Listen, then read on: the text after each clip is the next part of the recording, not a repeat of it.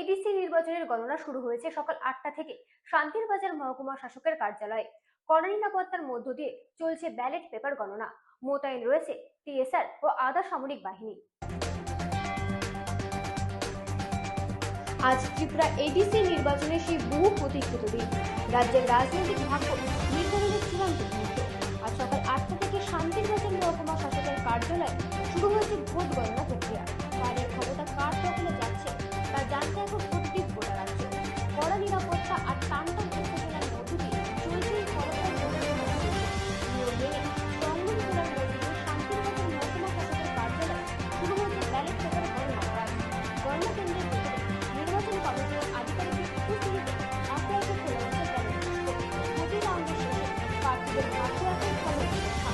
গণনা প্রক্রিয়াকে ঘিরে নিরাপত্তার কোনো প্রাথমিক গোটা মহকুমা দপ্তর এখন নিশ্চিত নিরাপত্তা বজায় রাখা। মোতায়েন রয়েছে টিএসআর ও আধা সামরিক বাহিনীর বিশাল সুরক্ষা। গণনা কেন্দ্রে কয়েকশো মিটারের মধ্যে সাধারণ নিষিদ্ধ করা হয়েছে এবং প্রতিটি মোড়ে মোড়ে চলছে পুলিশের কড়া নজরদারি।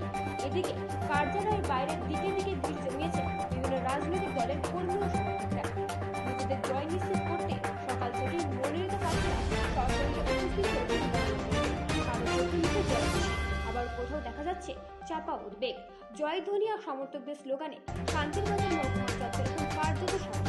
শান্তিরবাজার মহকুমা শাসকের কার্যালয়ে এখন রাজনৈতিক ইতিহাসের সাক্ষী হতে চলেছে। উন্নয়নের মধ্যে থেকে আঞ্চলিক দাবি শেষ পর্যন্ত গণদেবতার আশীর্বাদ কার মাঠে ছিল তা আর কয়েক ঘন্টার মধ্যেই পরিষ্কার হয়ে যাবে। জনগণের এই চূড়ান্ত রায় আগামী 5 বছরের জন্য পাহাড়ের রাজনৈতিক গতিপথ নির্ধারণ করবে। ব্যুরো রিপোর্ট, রাত দিন নিউজ নেটওয়ার্ক।